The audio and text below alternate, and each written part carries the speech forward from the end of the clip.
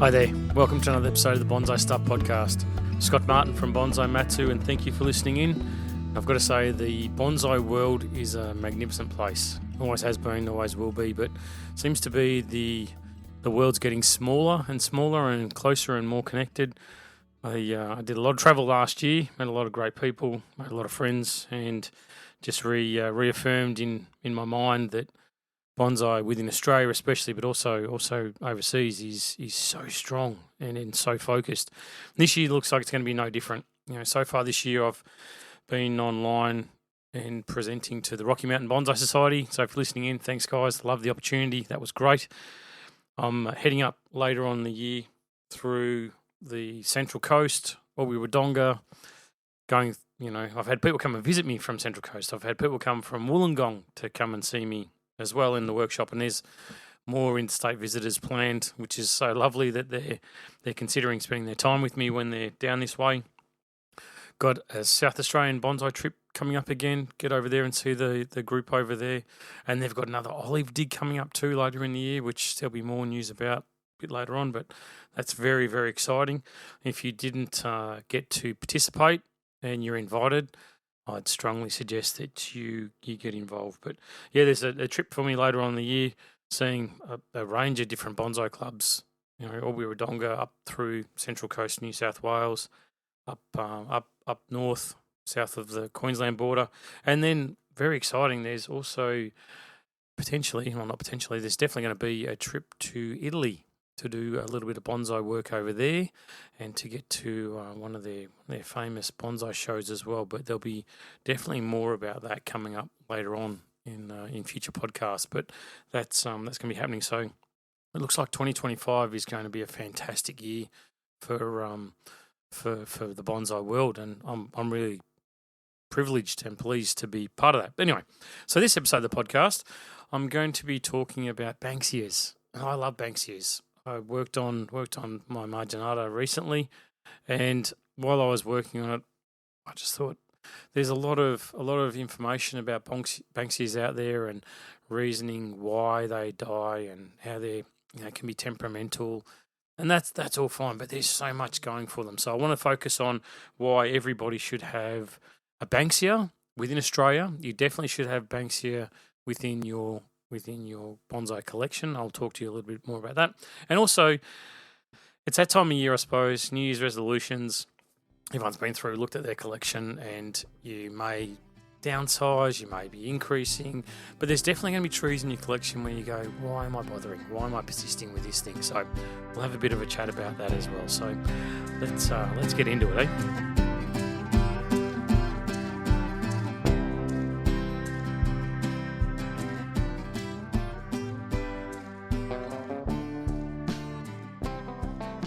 Banksias as bonsais, one of my favourite native species.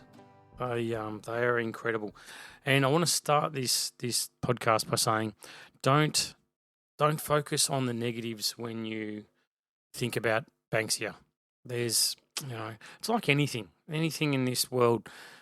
It can being easy is not always the best, but learning about particular things when it comes to bonsai, learning different skills when it comes to bonsai care, that's part of it. And I think the Banksia fall into one of those categories where if you know what you're doing, if you can study and learn about the species and take your time and seek advice, then I'm positive that you'll have an amazing experience with them. So I wouldn't be discounting them for any of the negativity that flows out there.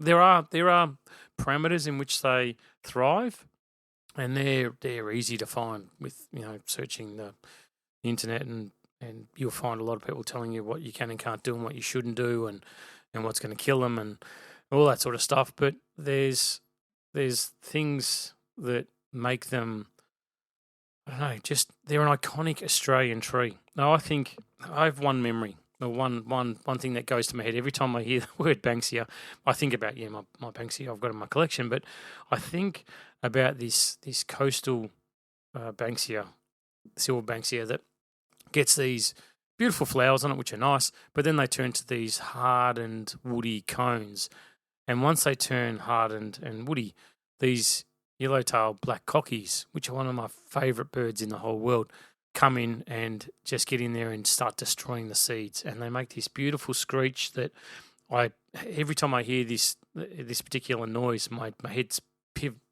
swivels on my neck, looking around for these black cockies, because I just love them. And to know that this Banksia is feeding them and encouraging them to come to that particular area where this tree is, this one I've got in my mind near this coastal town, it's lovely. It's nice to know that these birds or these native animals that we've got are being supported by the native variety of trees.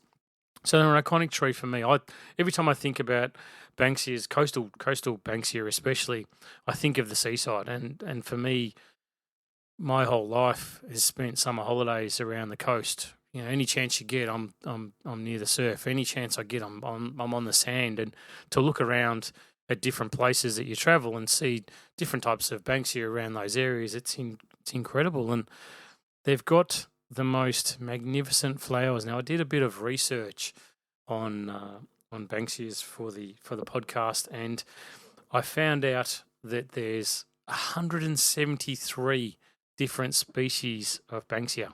173. And actually, when I was travelling through Western Australia, down in Albany, the southern western part of Western Australia, we were talking there about the number of native or indigenous Banksia species to that area, and it was insane. There's actually books written about just the species in that particular area and that they thrive in that environment, and it's incredible to have that sort of choice. Like there's obviously the main Banksias that are chosen for bonsai, but there's so many different varieties, and I know that there's people I know that, you know, really good bonsai practitioners in that area that are using different varieties of Banksia and experimenting and learning, and it's like that's fantastic. And the flowers, not only are they beautiful and they come in different varieties of, you know, pinks and reds and yellows, but they're a source of food, as I said. And this is one cool thing that I found through my research, was that this particular article talks about native Banksias being nocturnal, and it made me click on the link. Just seeing that, I thought, no, what do you mean nocturnal? Anyway, there's a fact that, according to this article, that they emit a smell at night to attract the nocturnal pollinating animals. That's seriously one of the coolest things I've ever found out about Banksias. And like, there's another one that the flowers actually smell like a baked bread, which is it's beautiful. So these things are not only fantastic for us in the bonsai world, but they're also fantastic for the native species, and they bring along so many different facets, and they're fast growers. I know with mine, when it comes to the pruning methodologies that I use on different trees, even though I have those different categories for my trees, you know, in development, or, you know, in refinement, what stage of development, you know, the ramification stage, or the trunk and nabari, whatever it is.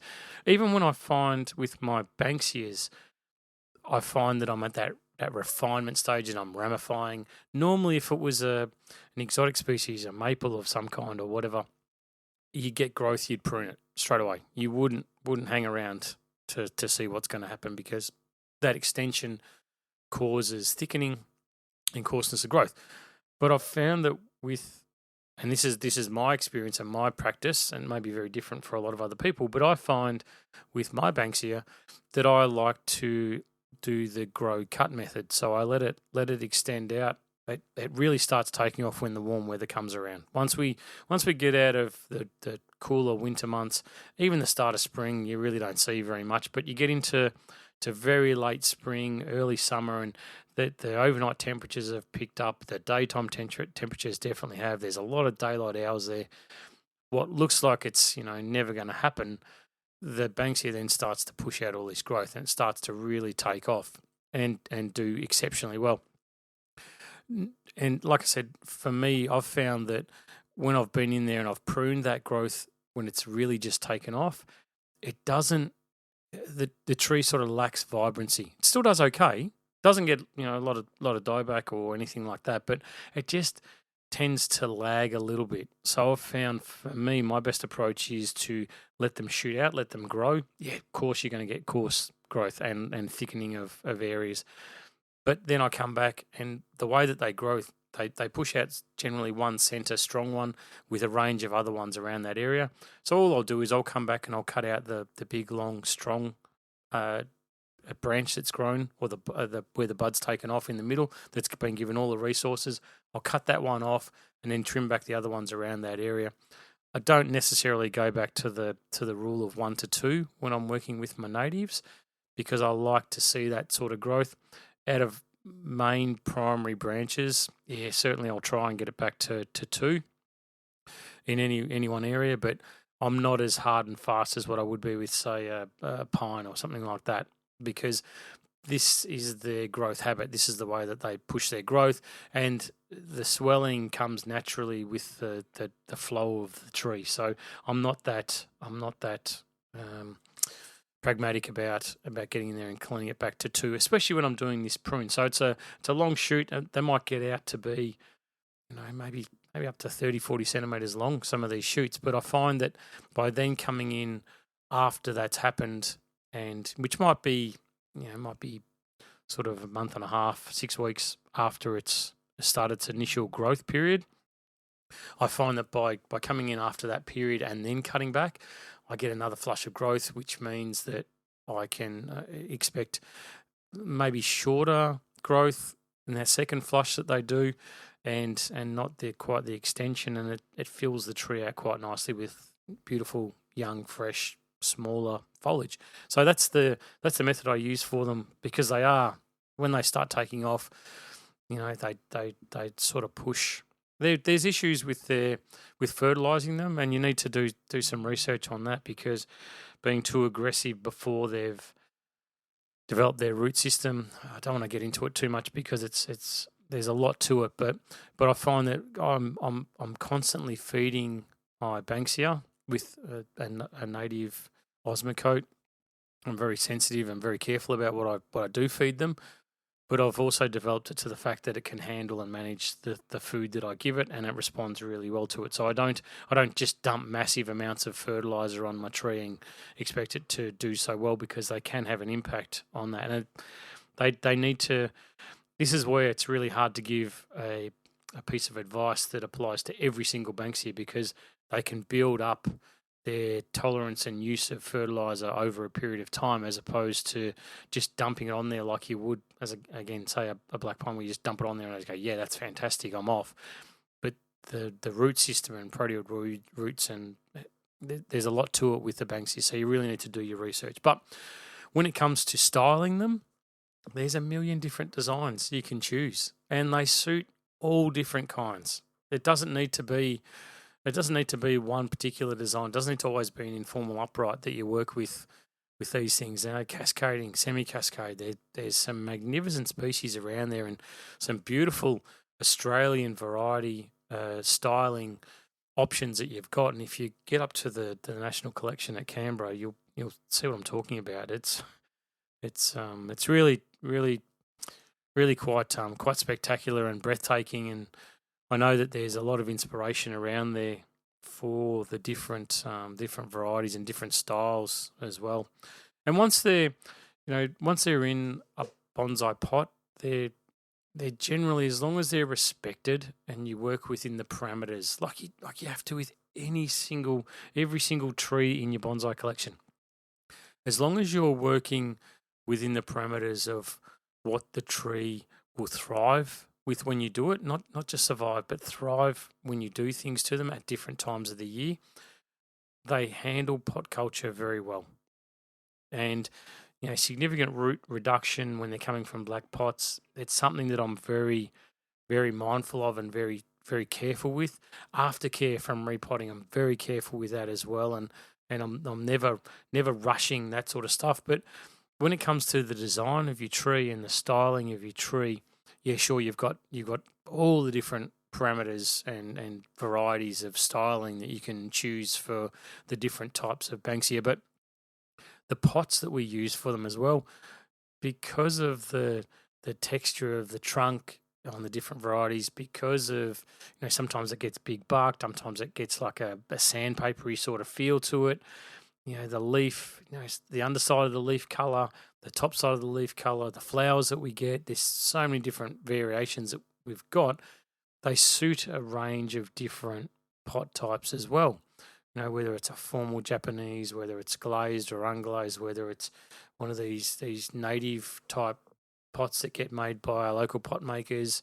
There is such a variety that I am 100% certain that no matter what your desire is when it comes to styling a Banksia and what you want it to look like and what you see as the perfect Banksia, whether it's in whatever type pot it is with whatever type styling, I'm positive that you'll be able to do it.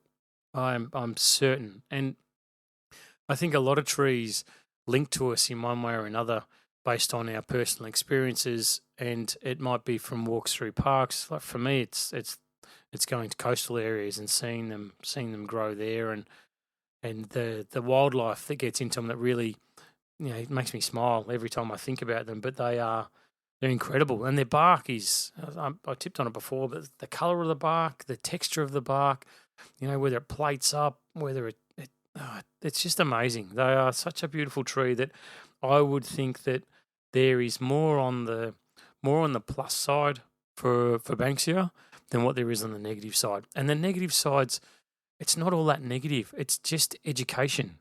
It's learning about the trees.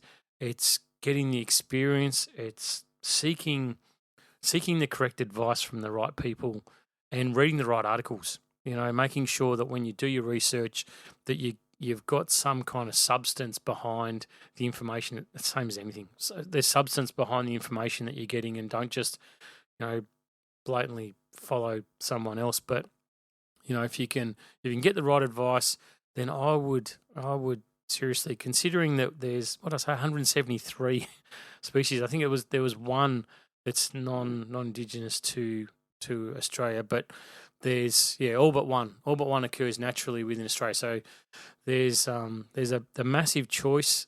I would be looking around your local area, as I say with any of our native species. If you can find a variety that grows and thrives in your climate where you are, then they're the ones I'd go for. Don't look for one that that's going to grow in a completely different environment to what you've got. That's going to make your life terribly difficult, because then you're just setting yourself up and the tree to fail, which is not what you want. If you get one that you can connect with in your local area and go, that's the species for me, that's the variety, then get that, start with that, and then maybe spread your wings a little bit. But they're definitely one that I know I'm rapt to have them. I'll tell you, I've killed plenty.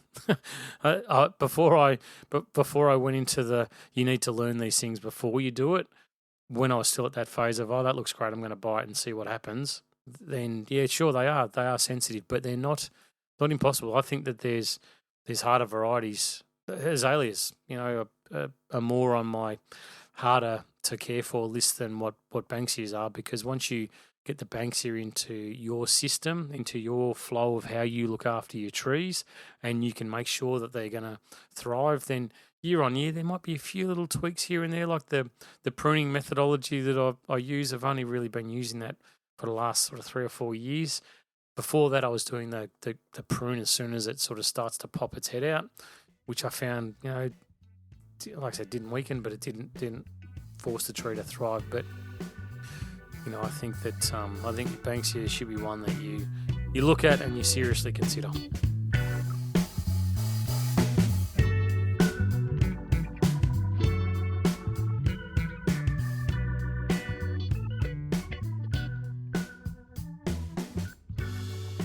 Now, we all have these trees in our collection. It's always one that you look at and you think, should I persist? Should I continue with this? I made this note because it was something that I was thinking about myself with the tree. As soon as I thought it, I gave myself a rap on the knuckles, because I think that every tree has got potential. I really do. But sometimes there gets to a point with you where it can start becoming a negative when it comes to your bonsai journey, your bonsai strategies. And when you look at your collection, you can just get frustrated with it. You just look at something, and there's always that old adage, one man's trash is another man's treasure. And I think that applies right now when it comes to this comment and this approach for those trees, or that tree in your collection that you look at and just think, maybe it might be that it's hit a plateau, that it's not developing any further. Maybe you can't get branches where you want them. Maybe it's just not growing the way it wants to. It could be like I talked about in the Banksias. It might be better suited to another environment, another suburb, another location where it will do much better. Could be that your microclimate is just, wreaking havoc on that tree. I look across the country to my friends in Perth, and they are getting cooked at the moment, and it must be extremely difficult for people over there to have anything that's not able to survive that harsh environment. Continual days in the very high 30s, 40s. That's cooking weather. You could cook eggs on the bonnet of your car, I'd reckon, over there at the moment. But when it gets to looking at trees in your collection that you think, I'm just not sure about, I'd think that a couple of strategies that I'd use would be just get a second opinion, because it might be that you've looked at this thing so closely that you cannot see the forest for the trees. You get so close to it and you think, this is the trunk line, this is the direction, this is the way it's going to go, and that's the only option. Once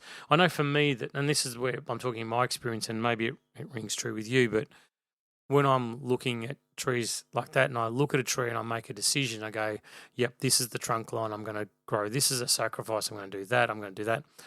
And I make the plan. I go through the whole process, and then the tree just doesn't play ball. Maybe what was a sacrifice branch might die off. It's like, well, okay, great. Now where's a sacrifice branch going to go? Or maybe things start to thicken too much. They get too straight, or wire stays on there and it cuts in, and plans have to be changed. And I find myself looking at some trees just thinking, I tell you what, I'm just going to put that to the side for now, and I'll come back to it, because I've got so many other trees that need my attention. I'll come back to it.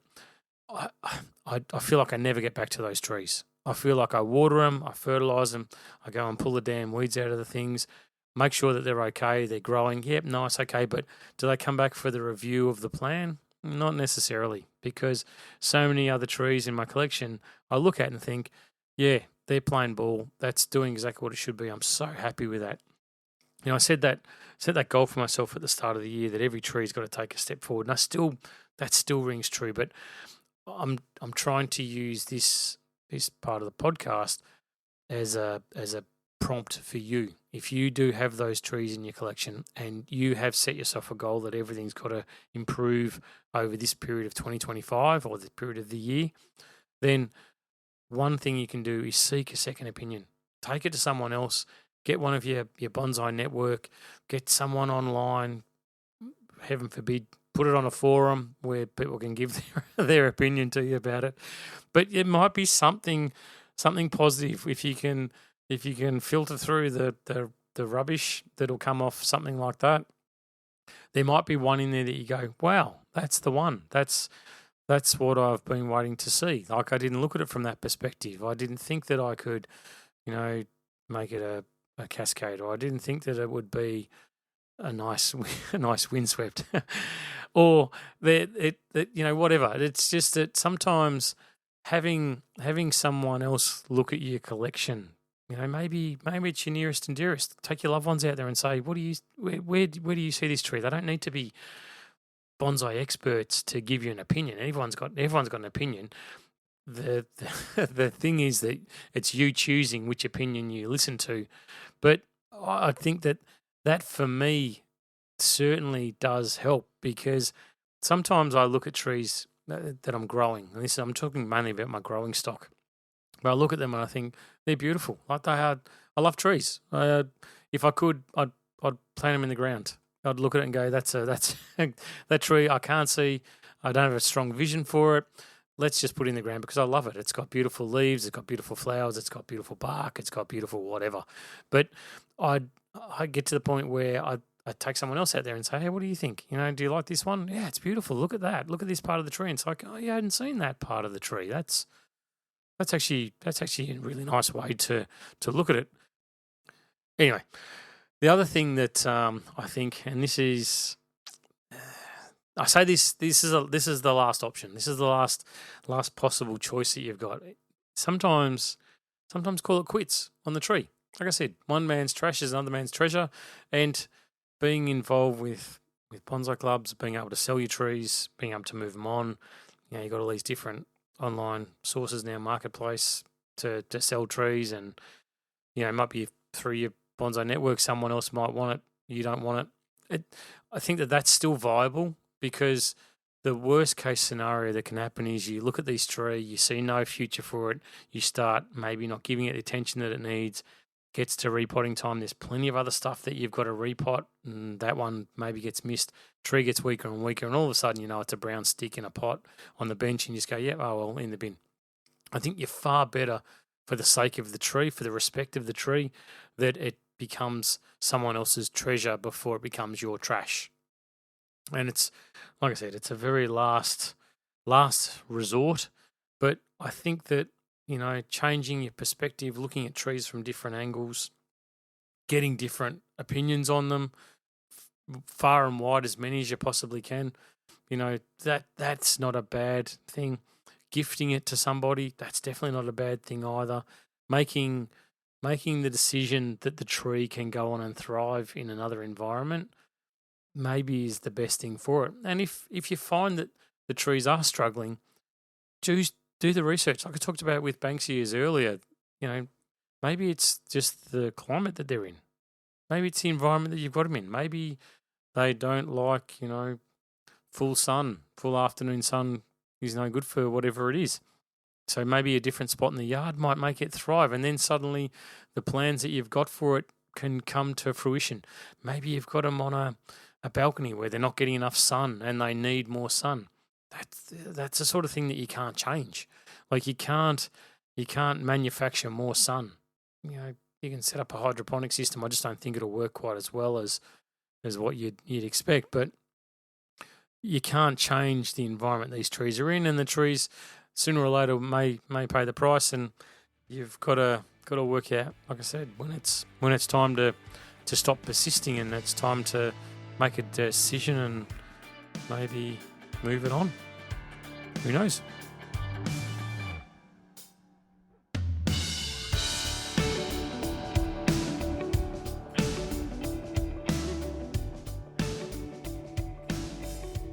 So around the yard at the moment, I thought I'd just wrap up with what I'm working on, what I'm going through. It's difficult in Melbourne. I know other states maybe don't feel it quite as much, but we get extreme heat and massive temperature fluctuations based on our proximity, our location, and the weather patterns that float around the place. Depending on which way the wind's blowing, will often have a big influence on the type of weather that we've got. We've gone from high 30s, 38, 39 degrees Celsius to a couple of days of 21, 22, and in a couple of days' time we're back to high to mid 30s again for periods of time. So it's an awkward time, a difficult time when it comes to watering your trees at the moment, because there's that fear of overwatering and underwatering all within a space of 24 hours. And it's not that there's anything new about it. It happens every summer. But it's one of those things that I find it's very difficult at the moment to have automated watering systems running without some kind of overview, because there's days where we've got high humidity and the trees aren't drying out, but it's hot. It's really, really hot. It's uncomfortable. It's not a nice environment to be in. But the trees might only need to be watered maybe once, possibly twice a day. Then we get other days where possibly it doesn't feel quite as hot, but it's a drier heat, it's windier, and the trees can be watered maybe 3 or 4 times in those days, even though it's possibly a cooler day. So using rainfall and weather and temperature really start to go out the window. It's more of that, how does it feel? And what are the trees doing at the moment? And I find I'm constantly walking around the trees and having a look at them and saying, well, no, they're still fine. Like, there's a lot of moisture in these trees, or maybe spot watering this one, that one, and that one. The rest of them, they're okay. They can only be watered once today. Whereas other days I go out there and water, and a few hours later I'm back out there again going, my God, everything's gone dry again. I've got to get onto it again. A couple of hours later, get out there again, and then suddenly we get a storm roll through. It pours with rain, and that's just Melbourne. It's Victoria, well, Melbourne mainly, but we get this massive fluctuation. So for me, it's really hard. So I just encourage you, when you are watering your trees at the moment, the automated systems, they've got that downside where it more than likely is going to be way too much water for the trees, and there's the downside that you'll start to see on some of the trees, maybe your olives or your evergreens, where you'll start seeing some of the older leaves starting to drop off, turning yellow. You might see it on deciduous as well, where things maybe don't look quite as good as what they should. Underwatering, burning on the leaves, on the tips. It's everything. Summer's one of those, the season that, to be honest, I look forward to ending. I love it when it gets here. I love it personally. I love the warm weather. But for the trees, I get to this midway point through summer and look at them and think, I can start to see there's some exhaustion starting to set in on a few of these trees now. They're starting to really get to the end of their limit with things, and I've just got to be particularly careful on how I manage them with the watering and making sure that everything is as good as I possibly can be, and don't just sit back in the air conditioning while the watering system's running 4 or 5 times a day and just flood these things with water. I do prefer, as I've said many times, during the hotter months to be on the side of overwatering to underwatering. Underwatering is disastrous, but overwatering can definitely have its own problems as well. And it's that, for me, I find it's that weather variability that makes it really hard. Anyway, and the other things I've been doing, if you've been following any of the socials, you'll see that pruning of natives. Natives seem to be getting a lot of my attention at the moment, which is great. I love it. It's brilliant. Same as my junipers. Junipers are getting a lot of work. I'm working on them, and some of the thoughts, I suppose, that go through my head whenever I'm working any of my trees, but particularly at the moment with a lot of the natives that I've allowed to grow, and they're getting quite thick, and the junipers especially this time of year. I'm looking at density. Just I don't want things to be overcrowded. I'm looking at the extension. Do I need things to get slightly longer? Has it pushed too far? Do I need to reduce the length of it? I'm looking at separation of areas by now. After 12 months of not being worked, or 6 months, whatever it is for your trees, you'll find that where pads were separated before, they've now become one. And I'm always looking at trying to separate those areas, have different heights, different viewing points, so 2 pads don't form into one big pad. If I can help it, I'll have them at different heights. So when I'm looking at them, it creates that greater interest. And also, this mainly applies to all my trees, but mainly my junipers. I don't want to be overworking the trees, because that will weaken them. If I do, for whatever reason, think that I have overworked the trees, then I've got to get into that real care mode, as I've talked about before, where they're sheltered, they're protected from the environments, they're allowed to build up their strength again, and then I'll reintroduce them. But generally, they're some of the things that I'm working on when I'm going through my trees at this point in time. Anyway, that's the end of the podcast. Thanks for listening in. Do appreciate it. As always, I will be back next week. Thank you for your patronage. Thank you for the support. Thank you, subscribers. I love you very, very much, and it makes me want to kick on and keep doing bigger and better things. Enjoy your trees. Keep an eye on that damn watering. It is tough at this time of the year. And as always, until next time, happy bonsai.